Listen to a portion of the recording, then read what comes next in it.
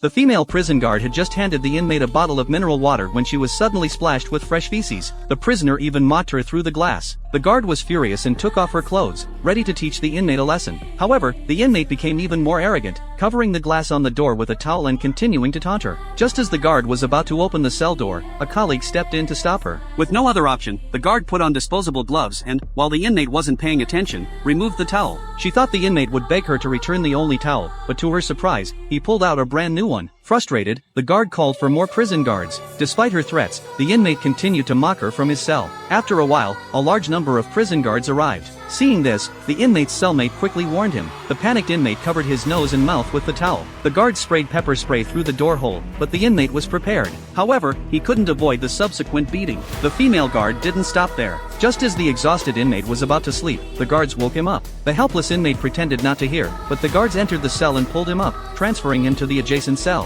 When he tried to sleep again, they moved him back. This constant torment left the inmate haggard within a month, making sleep a luxury. Facing such inhumane treatment, the inmates planned a hunger strike in protest. However, the female guard, Amy, remained unfazed, having come up with a bold idea. The guards took the inmate out of the cell, fixed him to a special chair, inserted a tube into his nostril, and fed him through it. Despite this, the inmate's resolve to protest remained unchanged. To completely stop this behavior, the guards resorted to force. During the struggle, Amy was accidentally hit in the face by the inmate, who was then placed in solitary confinement. Soon after, Amy's attitude changed dramatically. She brought the inmate a large number of books, trying to ease the tension between the guards and inmates. However, when the inmate returned the books, Amy noticed that the faces of the women in the books were smeared. Curious, she asked her colleagues and learned that the inmates were Arabs who despised women. This explained the treatment she received during her patrols. After learning this, Amy rarely visited the cells, only interacting with the inmates when distributing books. Until one day, the inmate who had insulted Amy, Mike, made a request. This movie is called Camp X-Ray. If you're interested, check out the original film.